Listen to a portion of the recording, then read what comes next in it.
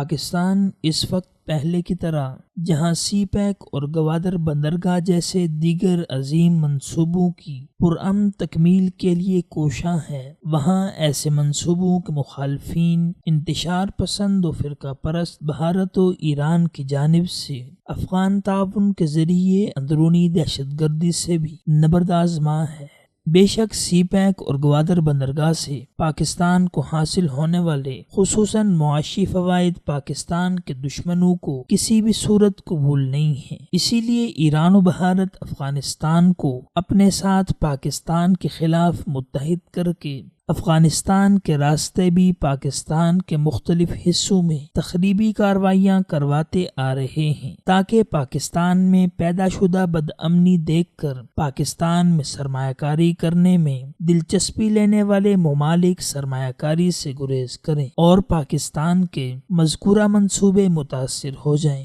جس کی وجہ سے پاکستان کی ترقی روکی جا سکے۔ واضح رہے کہ یہ بات آن دی ریکارڈ ہے کہ سن 1947 میں پاکستان کی اقوام متحدہ میں رکنیت کے خلاف ووٹ صرف افغانستان نے دیا تھا، جبکہ روس افغان جنگ کے دوران پاکستان نے اس مخالفت کو درگزر کر کے افغان مہاجرین کے لیے سرحدی دروازے بھی کھول دیے تھے۔ اگرچہ یہ نیک مقصد بھی پاکستان کے اندرونی حالات پر بھاری رہا ہے،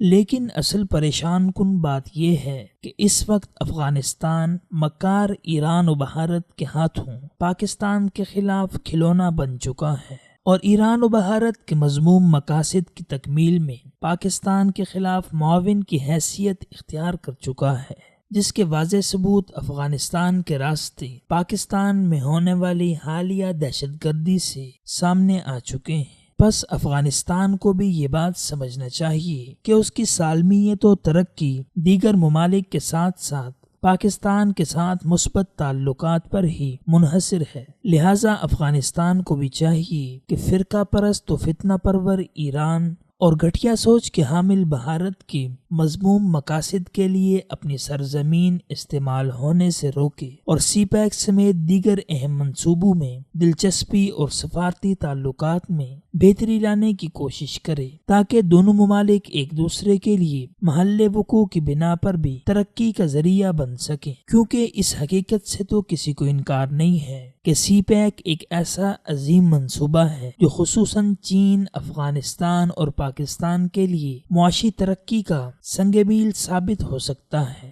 جبکہ دیگر ممالک بھی اس منصوبے سے مثبت سوچ کے تحت فائدہ اٹھا سکتے ہیں۔ چنانچہ افغانستان کو چاہیے کہ ایک لمبے عرصے تک جنگ و جدل اور پستی کی حالت پر مبنی اپنے سابقہ دور کو مد نظر رکھتے ہوئے پاکستان کے ساتھ مل کر دونوں ممالک سمیت پورے خطے کی ترقی کے لیے راہ ہموار کرے اور باطل قوتوں کا اعلی کار بننے کی بجائے پاکستان سے بہتر تعلقات کے لیے قدم آگے بڑھائے۔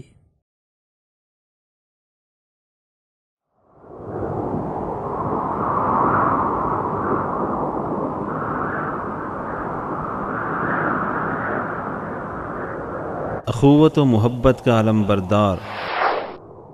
وصال اردو